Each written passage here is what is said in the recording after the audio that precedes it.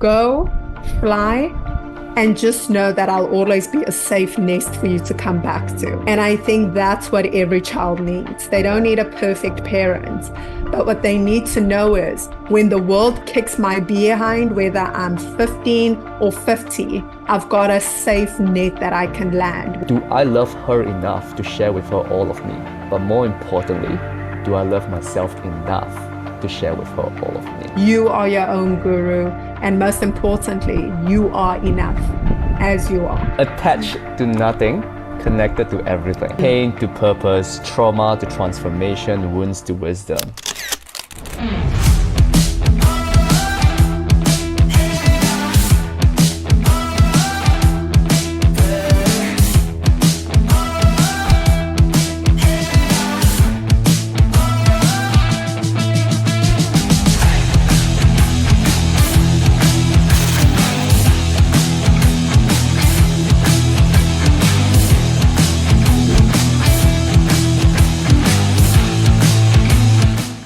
Alright, welcome to another session of Unchaining Humanity Talks to Ignite Global Freedom. Today I've got a very exciting guest with me, Candice Mama. She has definitely received a couple of accolades throughout her career, throughout her professional growth. And just to list a couple of titles or understandings that she has received. Number one, she has been named France Vogue's Most Inspiring Women. Number two, she has been named the top 75 most influential people by the United Nations, as well as the top 20 women in the African Union. So I'm very excited to dive into various conversations with her because she's also the author of a very beautiful book called Forgiveness Redefined. Very focused much on how she elevated her state of being to find forgiveness within herself with regards to a murder that happened with her father. So we will dive deeper into that specifically. So Candice, welcome. Thank you so much, Ray. I'm so excited to be here. I'm very excited because I would love to know, like in terms of your work with the United Nations, your work with the African Unions, and even how you yourself, in terms of what you reflect in social advocacy in various ways and how you support people through dissolving their trauma conditioning. How did this whole journey started for you? Wow, I think there's two inception stories of it. The first one is how my own healing began, and the other one is how I started teaching the process that I underwent. So for the first one, I'm going to give a very summarized version, but I was around the age of 16. I was an athlete and I was pretty good at, running. Everyone thought I was going to be representing South Africa at that point. However, I had this health condition. So I went to bed one night and I remember just getting a pain in my heart. And I tossed and turned a little bit and I thought, oh my goodness, I'm having a heart attack. So I went to my mom's room and I told her. I was rushed to the hospital. The doctor kept me overnight for observation. And the following day, Ray, I remember he sat my mom and I down. And he said, in my over 20 years of experience, I have never seen stress symptoms so severe in someone your age. And he followed with the words, your body is killing you. And if you don't change what you're doing, you're going to die. And that was the very first time in my life where it clicked for me that my psychology was impacting my physiology. I mean, I was 16 and the thing is, I remembered knowing, because I think that's the beauty of the human body. We always know. I knew exactly what was causing this mental angst. And it was this resentment I carried towards my father's killer. And I couldn't let it go. And so after that, I took on a long process. And around the age of 24, I met my dad's killer. He was not just a regular, rogue killer. And I think that's what got my story to explode around the world. He was known as Prime Evil, and he was called the assassin of the state. So people had this very big and very painful narration of who he was. And so meeting him and then choosing to forgive him, the whole world lost its mind a little. And they were like, who's this girl and why the hell would she set free the most evil man in the world? Yeah. And I advocated for his parole, which he received. And that's really when I started speaking about my story. And what I realized, Ray, was I didn't think my story was special. I thought everyone goes through pain. Everyone goes through loss and suffering. But what I realized was when I would share my story, it gave people permission to share theirs. So it was never about my story. My story just became the safe space for people to share their trauma. And so that's how I ended up in the healing space. Wow, and how young were you when that incident occurred? When you lost your father in various ways? Yes, I was a baby when my dad was murdered. I was only 9 months old. And then at 16, I had the health scare. And I can say that I think I had healed around the age of 23, just before meeting my dad's killer. And the thing about healing is, and I want to make this so clear to everyone listening, is it's not a straight line. Yeah. And I think we want it to be. So mine was like a salsa dance. I take 3 steps forward, 2 steps back, throughout the journey. But it was just about understanding that it wasn't about getting to an end. I made peace with the fact that it may never end. And I think that's what got me to the space of being able to forgive. Right. And how did your mother respond? Like, how was she throughout this process with you? Yeah, I mean, my whole family. So I've got a brother who's from my stepdad. I've got a younger brother. I've got an older brother from my dad, a younger brother from my stepdad, my mom, my grandfather, my dad's dad. So we were all at this meeting and everyone forgave. So everyone did forgive. I think because I had taken the extra step of advocating for his parole, that's what really catapulted things forward. Yeah, wow. And this brings into light a very interesting something that just came forth for me, because our ability to forgive consciously at any moment in our time, it's literally a accumulation of data points based on our life events and experiences, potentially through ancestral patterns, social conditioning, borrowed beliefs from various areas, emotional imprints, cognitive patterns that we have taken on.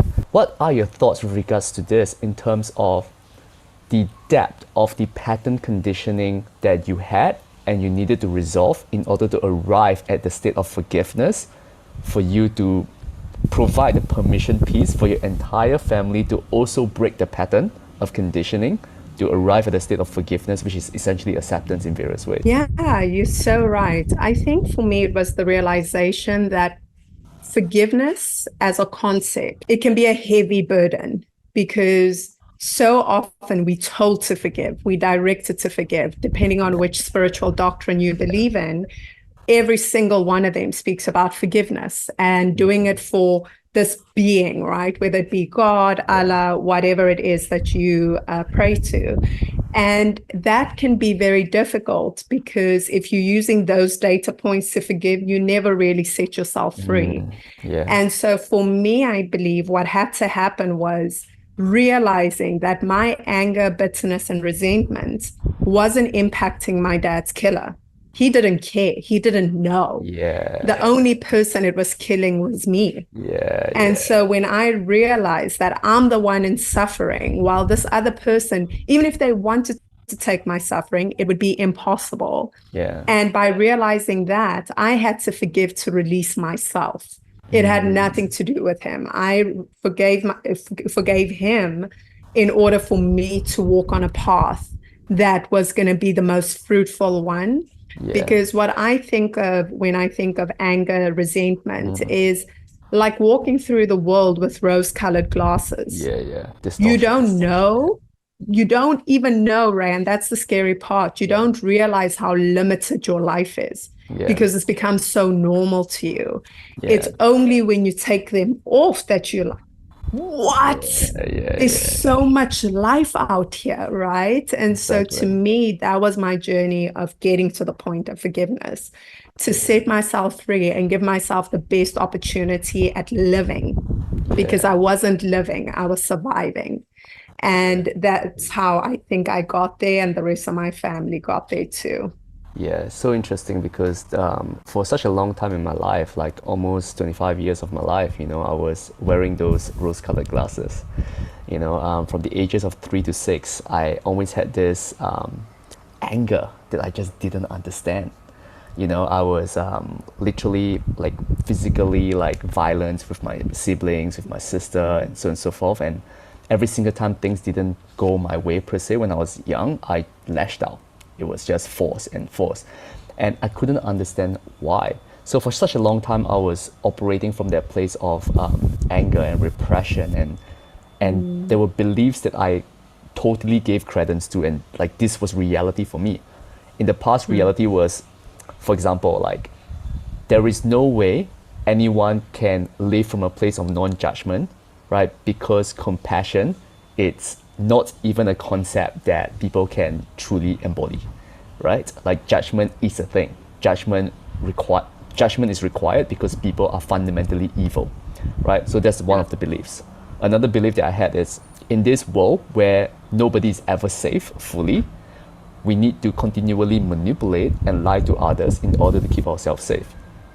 So those were the beliefs that I chose to give credence to, and for such a long time it affected how I navigated my relationships. I was very controlling, very manipulative.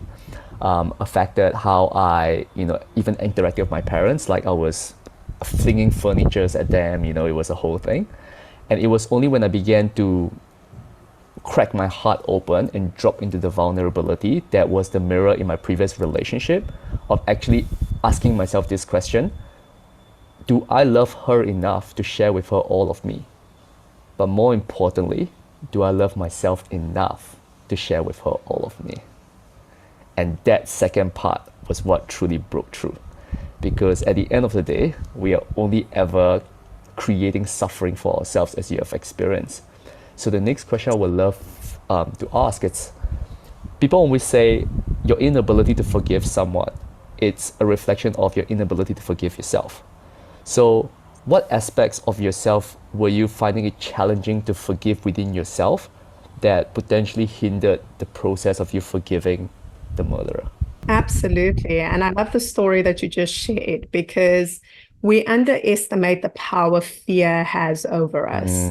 And fear is not just about the external world coming in, it's about how we relate to that external world. And one thing I don't think we pay enough attention to is our identity. Now, identity is a very interesting thing, because you can live a life within a bubble that supports the identity you're occupying. Correct. And so if you're living life angry, resentful, feeling like the world's out to get you, you don't know what it's like on the other end of that identity spectrum. And so what I realized was one of the biggest difficulties I faced was I only knew myself as angry. I only knew myself in this resentment space. I only knew how to handle conflict in one way, because that was my identity. It was me.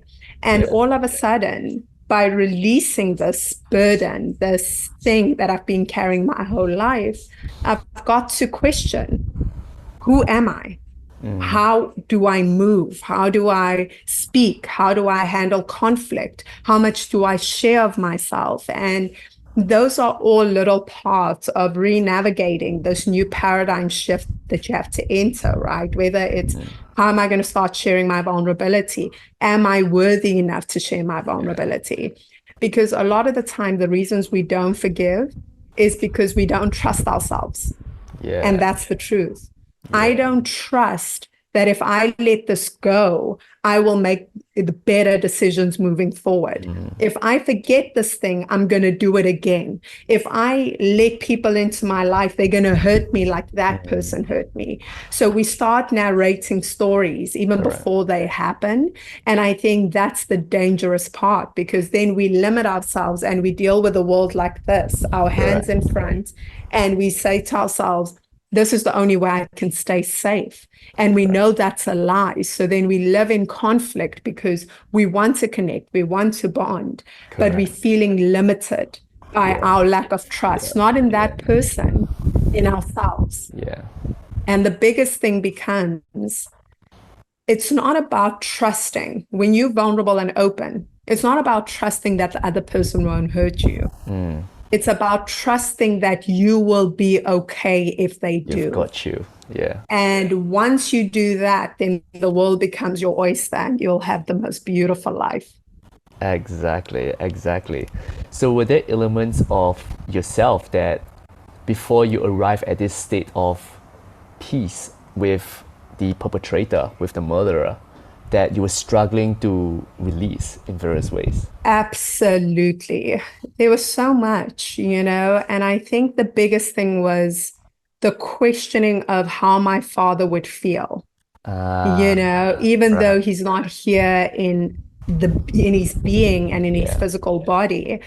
I didn't want people to think that I didn't care about my dad. I didn't want my dad to think that, oh, now you're making peace with the person who murdered me. Yeah. And it took so much work to re-narrate that to myself and say, if my dad loved me, which I believe he did, he would not want me walking through the world in as much pain as I was.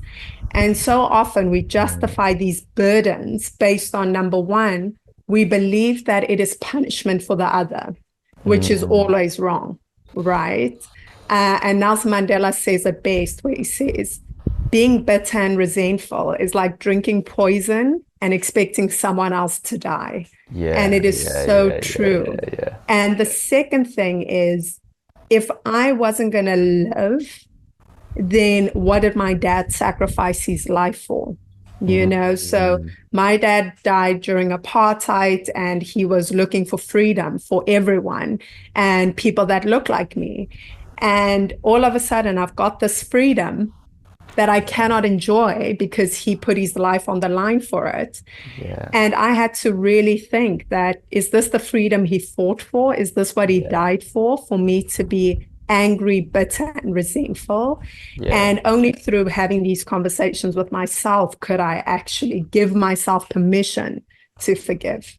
Yeah, and that's so powerful, because a lot of the times there is this subconscious expectation of another, or what would the other person think, how would this external situation pan out, rather than going back into self and how would I feel and how would I experience if I truly release this. Which is so interesting, because in you choosing that, how did the murderer respond, and how did his life unfold thereafter, if you know? When I met Eugene, there were a lot of things that happened, but one of the fundamental parts, I think, of our whole encounter, outside of us speaking and me telling him I forgive him, was when we ended, I stood up first because I was sitting the closest to him. And he's a big man. So I went around the chair and I said, would you mind if I gave you a hug? And he looked at me really confused, and he held me really tightly and he said, I'm so sorry for what I've done. And your father would have been so proud of the woman you've become. And Ray, it wasn't lost on me in that moment that the same hands that were used to comfort me were the hands that had taken away my father. And so when I left the prison, I was fundamentally changed from actually having a human interaction with this man that was shown to be a monster, because I think the human brain, in order for us to digest massive trauma, you have to vilify someone in order for you to feel good. Feels easier. It's so much easier, right? Because you're like, not all human beings are terrible. It's just those monsters over there.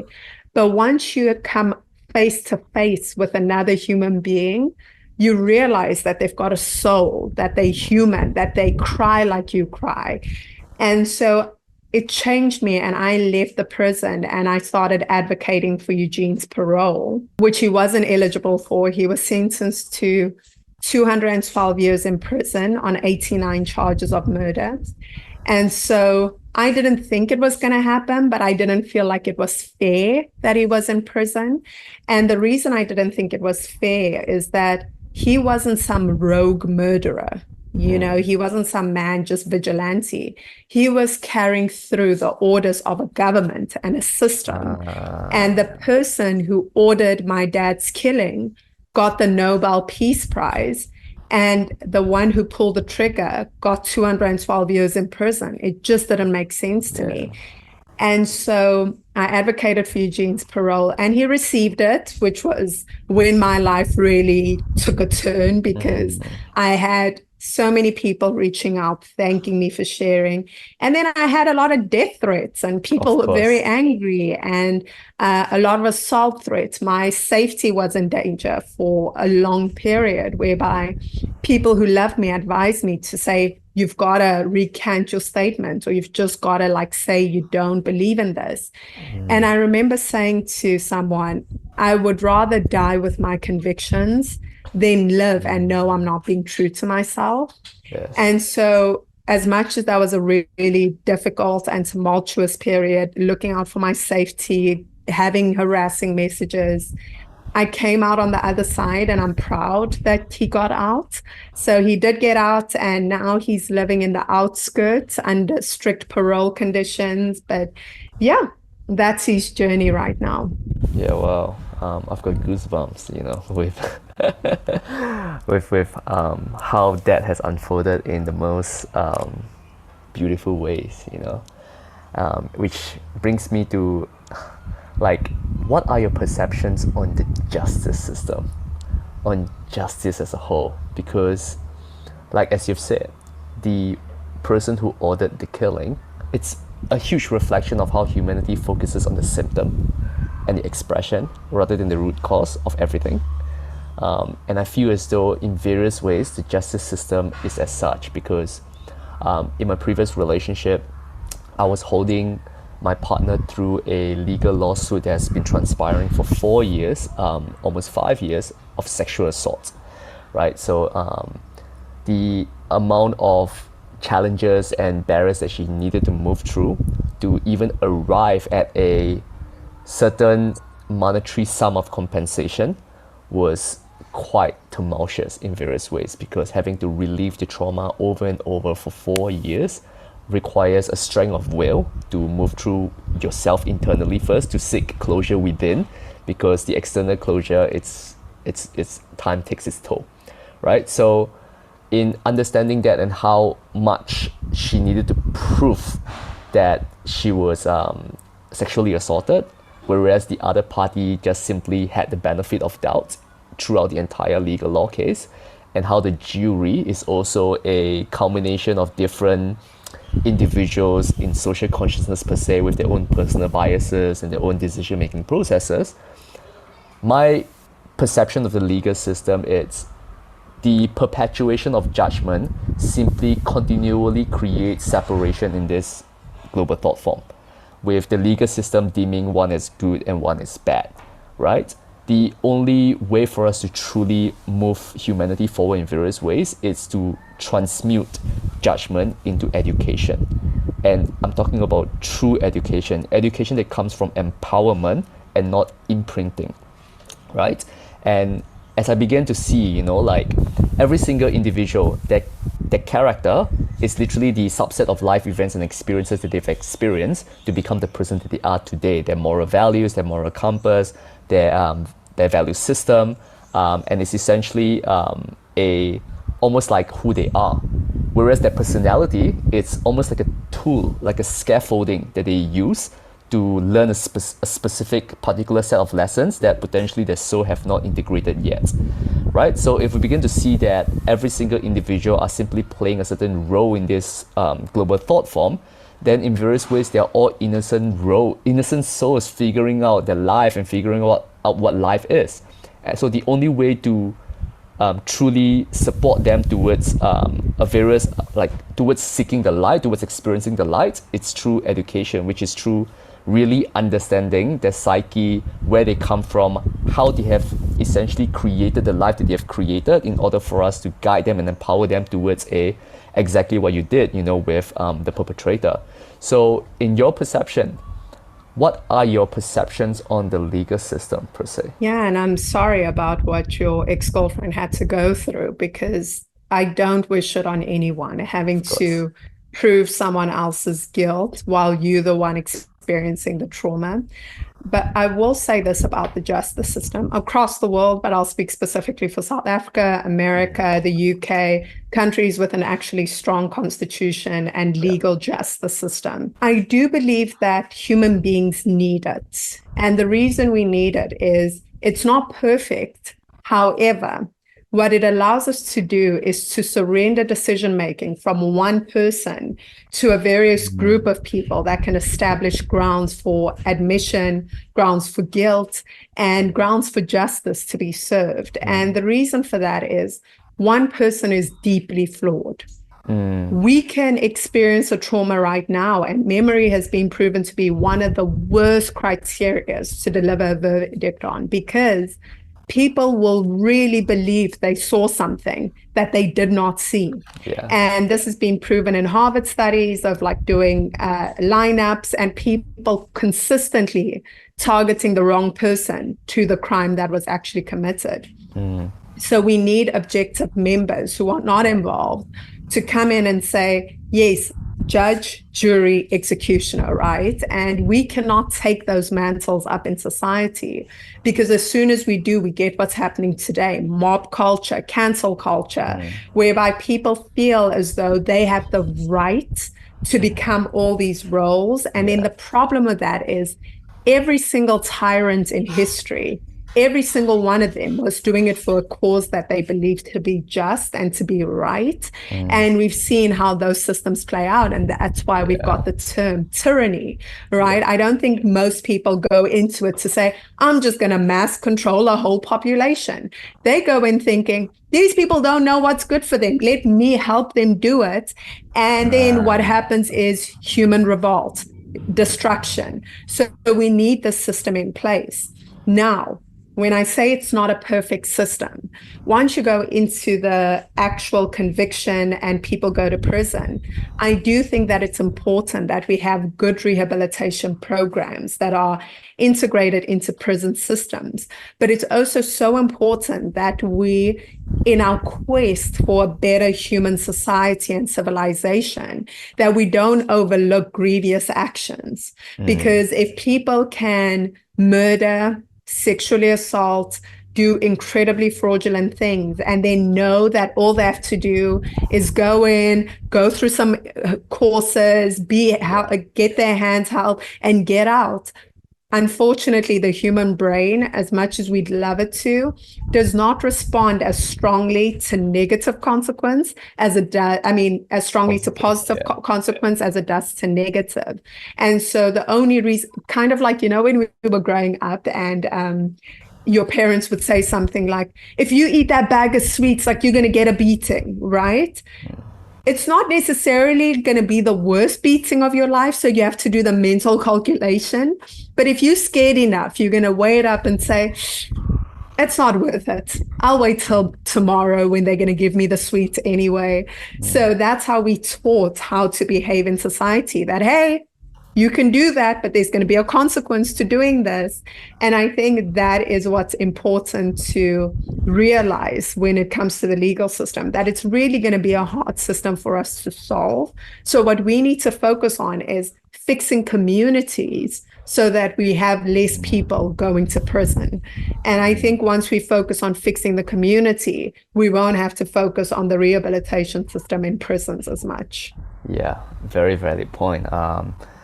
Two aspects to that. The first one, it was so interesting, like when you express, when we were young, our parents will create punishments, to prevent us from doing things that they perceive would not be for the greater good of all in their model of reality. And I remember because I was a very violent kid, I was very obnoxious, rebellious in various ways. And I remember this classic punishment from my dad, which is the wooden cane, right? The bamboo cane. So if you commit something that is harmful or you're hurtful to others, you will get whacked. And I remember this for myself, and I would love for you to reflect your perception, right? And I remember this for myself. The first few times, yes, there was fear. And then when the fear began, when I began to get used to that fear, what ended up happening was it created almost like a wall, a denser wall of rebellion. And I would just stand there and be like, hit me, just hit me, Yeah. hit me more. And I would numb myself from the pain. So that translated to getting kicked out of the house. And then again, initially I'll feel the shame of, people walking past, what you're doing. And then I'll get numb to it. And then I'll just started walking around the neighborhood until my dad, with the love that he has, needed to come find me because, I was just everywhere. So with that in and of itself, what are your perception on that, and how would you resolve that if someone is coming from that state of dissonance? That's a really hard one. And I don't think I've got the full skill set to speak on it fully. But what I will speak about is it's a very fine balance between discipline and hardship, because I think we need those things, right? When we go into overcorrection and we say to ourselves, well, I'm not going to let my kid experience any pain, any this, any that, because I experienced it and I'm mentally screwed up and whatever the thing is. You are robbing that kid of a real world experience, because the world is going to kick the kid's butt. At some point, you're not going to be there to be able to protect that child. So I do think that society, we are kind of grappling with these two things. And I was asked on an interview that I did for a university, where this professor asked in all earnest and said, I've got a great job. I've got an incredible wife. I've got a great daughter, but I feel like I've shielded her from everything, and she's about to make this big decision, and I know she might make the wrong one, and I don't want her to. What should I do? And I said, let her fall on her face. And that's the Let her hardest thing for feel a a parent. heartbreak. Let her feel the heartbreak. Let her feel the consequences, because that is going to strengthen her so much more than you making the decision for her and her never knowing what she's capable of. Because the thing is, when we love something or we love someone, we think that loving is protecting from all these dangers. When the true love you can give your child is saying, you know what? Go, fly, and just know that I'll always be a safe nest for you to come back to. And I think that's what every child needs. They don't need a perfect parent, but what they need to know is, when the world kicks my behind, whether I'm 15 or 50, I've got a safe net that I can land, where I won't be judged, where I won't be persecuted, but my parents will be there and say, okay, well, I guess you're sleeping on the couch until you figure this out. And I think that is the greatest gift we can give one another, is allowing the people we love to make mistakes and not trying to rectify it before they do. And so as much as the punishment and the dissonance steps into the equation, you need to let that child figure out what's internally weighing them down. Because you could have been forced into therapy, forced into an asylum, forced into and all you were going to do, because that's the state of mind you were in, you were going to rebel. You were just going to say, no, I'm not doing this. And the best thing that could have been done for you is letting you feel the consequences of these external factors. At least that's what I believe. Yeah, and I think that's a very, very beautiful reflection, because throughout, like, for everyone who's watching, if you're experiencing various depths of dissonance within yourself, states of anger, repression, and so on and so forth, like I was in that state for quite a long time. And I remember that I consistently feel as though the world is against me. And I consistently felt as though I had no safe space, I had no safe world, so I needed to fight and fight and fight and fight, because the only way for me to arrive at safety is I'm able to fight. And that's the one coping mechanism that gave me the safety that I perceived that I needed, right, to fight. Which is also, it's very difficult if, let's say, parents and so on and so forth, like if they have not met themselves in various ways, it's hard for them to also meet you in various ways, because it's not something that they've tapped into yet. And for my parents, God bless them in various ways. They are so beautiful in how they have unfolded. But the emotional patterns within my family were very much repressed. So the ability to communicate, the ability to facilitate wasn't there. So what transpired was I needed to move through what I needed to move through and literally find the facilitation patterns within myself through my life experiences and through my life events to really understand my emotions, to really understand myself, in order to come out of it. And that has nothing to do with, how good your parents are, or how bad your parents are. They're doing the best they can with whatever they know and whatever they have.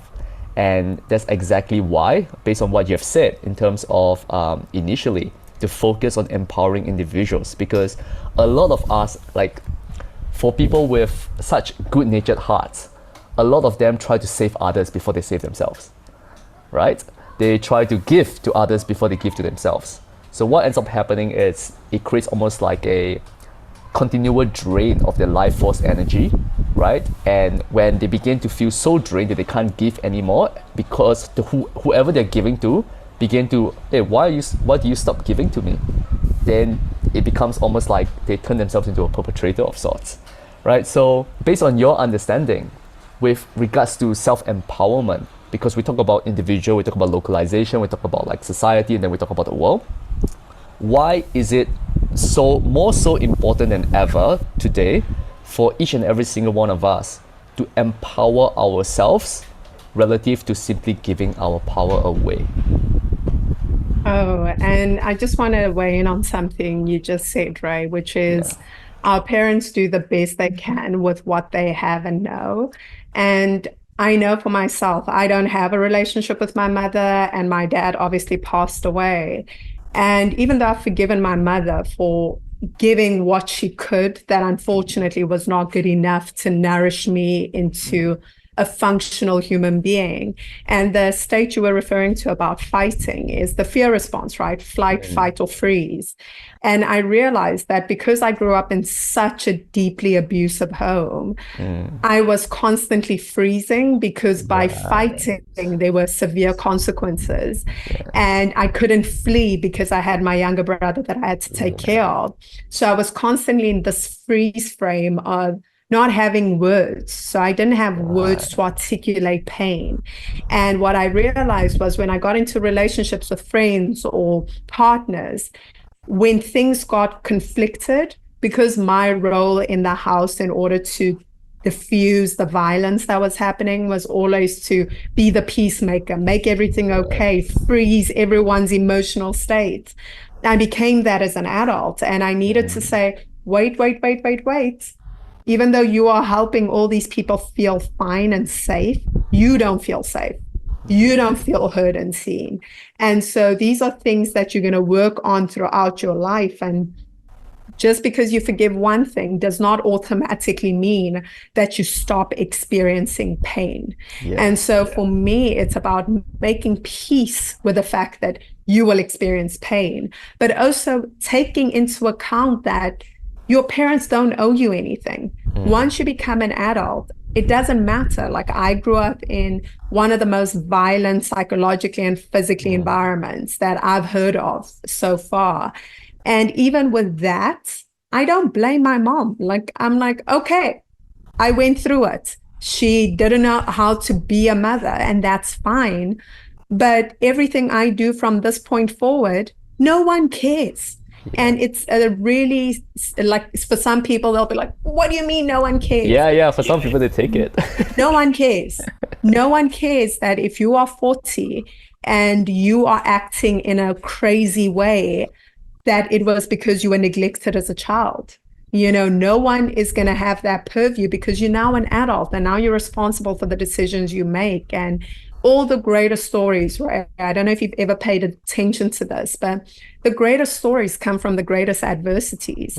And so the reason I think that people become very gentle and soft and live from the heart is not because they were nurtured and loved into this being. It's because they felt so much pain that they never want anyone else to experience the pain that they felt. And therefore they become soft and they so understanding and empathetic to the people around them, right? So I think for me, it's about realizing that after a certain point, you can no longer blame your past. You've got to take responsibility for it and see how you can mold that and become like the phoenix the phoenix set itself on fire, and that's my favorite part of the story. Everyone's like, the phoenix rose from the ashes. No, the best part is the phoenix realized that it could no longer grow.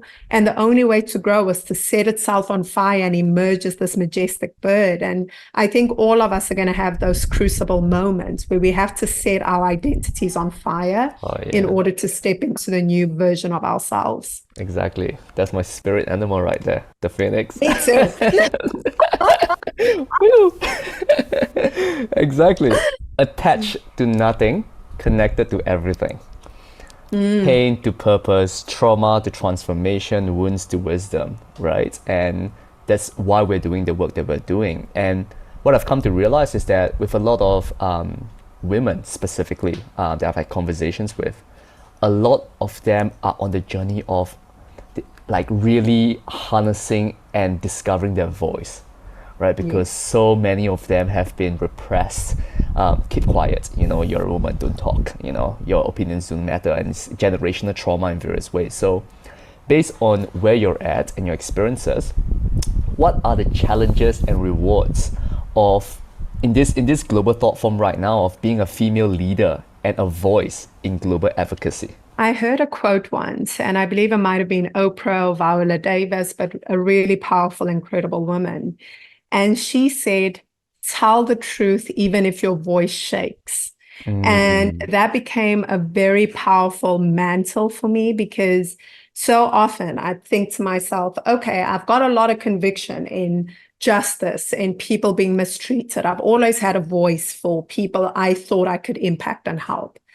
It was when it came to me that my voice would really shake. And it actually was interesting to notice that I had physiological aspects of not being able to speak up, where my voice, I'd literally lose my voice.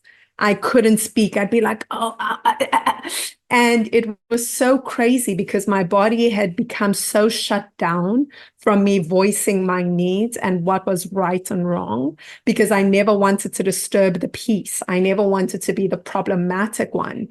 And when I started my career and I realized how many people lost out by me not having a voice, that's when it really shifted for me. So there are some things that I will speak on from a place of love, but from a place of knowing that this does not serve humanity, that everyone else might be like, yeah, this is what we all going to do. We need to cancel and cancel culture and this, and, this needs to happen. And I'll say, I work in mediation, I work in arbitration, I work in policy. So I know that this is not helping this community.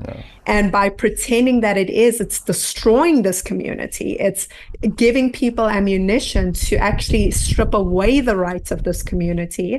And this is not how we should all be mobilizing in the separation. And I think the scariest thing for me is seeing how humanity is pushing this agenda of separating us from one another. Yeah, separating. And it happened during that tricky time that I won't say so that, your podcast isn't, stripped. But those tricky years between 2020 and 2022, it's almost as if at that point we became so fearful of one another. Yeah.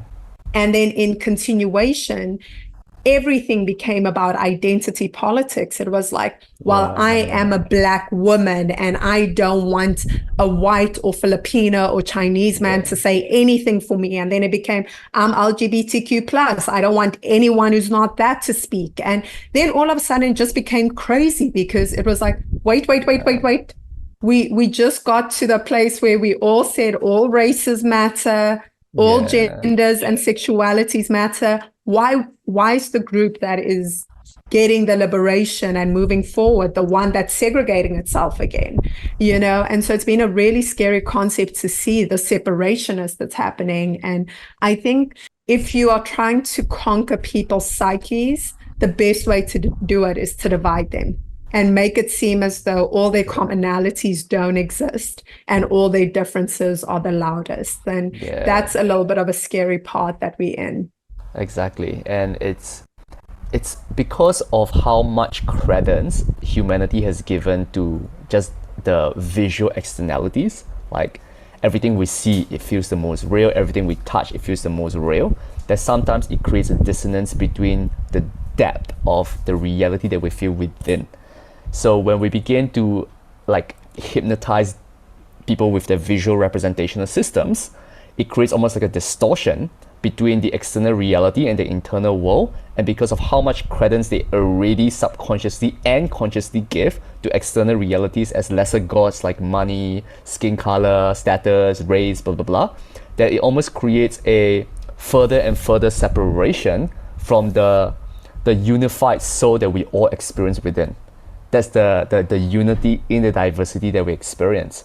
So in your work, in your experience, what have you seen in this global thought form, especially with the systems that you're working in, the corporations that you're working in, the evolution between the patriarchal system and female leaders stepping into that? I do have to say, I don't think society celebrates enough the progress we've made. Is it the progress we would have wanted to make in a paradise society that we can predict in the future? Of course not. Nothing will ever compare to that. However, when I walk into corporates, they're not as diverse as they should be. They don't have as many women as they should have in this hypothetical should world. But I'm seeing so many empowered, strong, powerful women in leadership positions. And I'm seeing them taking up space in these industries, which I think should be our focus point. Because when we focus on what's actually happening, we stop operating from a place of lack and a place of saying, well, it's not happening. So if it's not happening, how am I going to be the first one to do it? Whereas if you look, I think it was in America where Black African-American women are becoming some of the most educated women in the US. And so that is a celebratory point. That's a point that we should all be saying, oh my goodness, this is setting the bar. We are moving forward. We're progressing. And when we don't give space for those achievements to get acknowledged, then people lose the interest to keep them going. And I think it's so interesting that as human beings, we're so good at analyzing ourselves and what we like, what we don't like, but so bad at being able to forecast why systems fall apart. And by that, I mean, Ray, if I come to you and I keep asking you, Ray, can you help me pay off my car notes? And you're like, yeah, sure, Candice, anything. And then I'm like, I'm $2,000 short this month. Could you please send me $2,000? And you're like, yes. But then after the third or fourth request, you're going to start being like, wait, this feels weird. This doesn't feel reciprocal. And then I go out and I do an interview and I'm like, men suck. You're going to be like, excuse me? You're going to be like, this man here is keeping your life together. And I think that's what ends up happening, right? We see it from a corporate level where corporations are investing so much money in diversity and inclusion, so much money in scholarships for Black Americans and Black South Africans. So much money gets put into these environments and we see the results, but we always say, yeah, you gave us that, but it's not enough. We want more. We want more. Instead of saying, okay, let's celebrate what we've gotten. And now we're going to take this group of people that we've empowered and we're going to use them to empower more people so that we can keep scaling and growing this. Instead of keeping people in a place of scarcity, because scarcity creates competition. Without scarcity, we're not competing for everything. Because if I know, Ray, you're going to get it and I know I'm going to get it, we don't have to compete. But all of a sudden, if it's only one of us that can make it to the top of the corporate ladder, guess what? We are backstabbing each other. We are the rioting, we're underhanded. And I think that's the psyche that's really pushing us backwards in society. Yeah, I agree, because humanity has a very distorted perception of equality. Right? It's like I can't stress it enough. Like it's so valid what you've said, like the importance to honor and create space to celebrate the evolution and the progress that have transpired. But a lot of people, potentially minority, potentially majority, but a group of individuals always feel the need to give credence to the other end, right? More so than the honoring of, right? Whereby if it's not 50-50, we've got work to do. If it's not blah, blah, blah, we've got work to do. But the truth of the matter is this: humanity's expression and our individualism, it's so nuanced and so diverse that equality in its current state of social consciousness, it's distorted. You can never go like a corporation needs to have 50% men and 50% women, because the equality is actually, if we focus on the greater good of all, equality transmutes into ecology. Does this benefit the ecology of the corporation ecosystem? Because whether you're a man, whether you're a woman, there is a specific set of skills and truth that fuels you in ways that another individual can't. And it's the culmination of all of those different skill sets and gifts that create the ecology of the ecosystem. And it could turn out that the perfect ecology for that corporation is 25% women, 75% men, or 75% women, 25% men. You know, there's no like 50-50 all, like in all the ways, because of how nuanced our human expression is. And when a woman is shamed for when she said that, you know, what I truly want for my life is to become a mother. Like, to become a mother.